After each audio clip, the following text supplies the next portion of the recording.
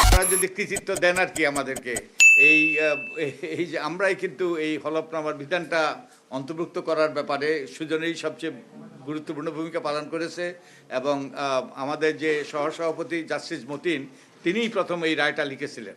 তো আমরা আমরা এর উদ্দেশ্যটা কি?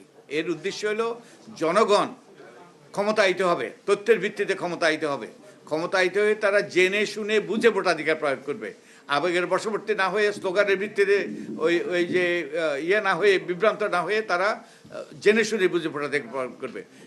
এখন আপনাদের দায়িত্ব আমাদের গণমাধ্যমের এই যে সমাজের দর্পণ হিসাবে আমরা একটা সুযোগ করে দিয়েছি, আপনারা এগুলো তুলে ধরেন, আমরা ওই তথ্যগুলো সংগ্রহ করেছি এবং আমরা প্রতিবারের মতো এবারও আমরা এগুলো প্রসেস করব।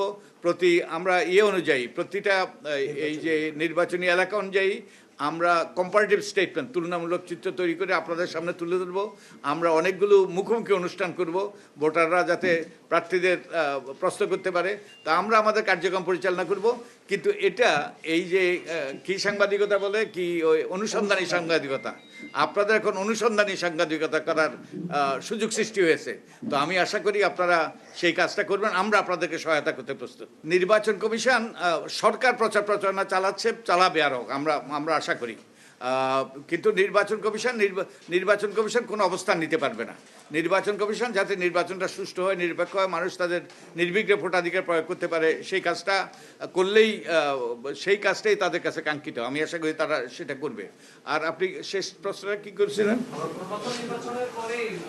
ও আচ্ছা, এই যে সম্পদ, আপনার সম্পদ, আমি তো বলছি আপনারা কিছুদিন আগে আমি প্রথম আলোতে একটা লেখা লিখেছিলাম যে আমাদের 2008 সালে মনে আছে 4টা সিটি কর্পোরেশন নির্বাচন হয়েছিল, রংপুর, সিলেট, রাজশাহী এবং খুলনা, বরিশাল, খুলনা, রাজশাহী এবং সিলেট, রংপুর না।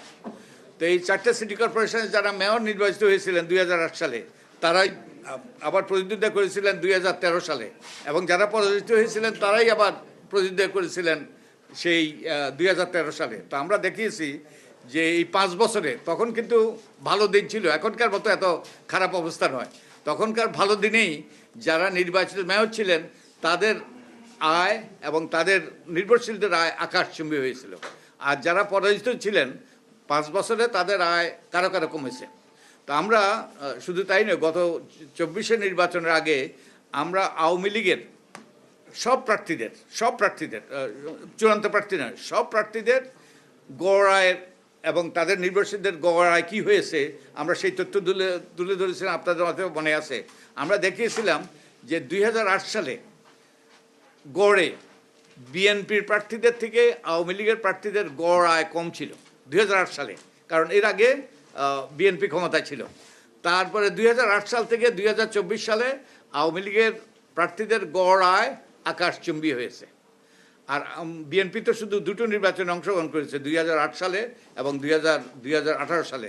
তো দুই সালের আমাদের কাছে হলফনামা ছিল, আমরা দেখেছি তাদের গড় আয় সামান্য বেড়েছে, সামান্য একবারে। আমরা এগুলো আবার তুলে ধরবো। তার মানে আমি যে বলছি ক্ষমতার সাথে মধু, ওই যে ক্ষমতাতে মধু আছে, জাদুর কাঠি আছে। তো এই আমাদের রাজনীতিবিদদের কাছ থেকে আমরা জানতে চাই তারা এই ক্ষমতার যাওয়ার মাধ্যমে এই যে অর্থবিত্তের মালিক হওয়ার যে সুযোগ, রাজনীতির ব্যবসায়ের রাজনীতিকরণ, এটার কিভাবে অবসান ঘটাবে, এবারে আমরা সুস্পষ্ট অঙ্গীকার দেখতে চাই।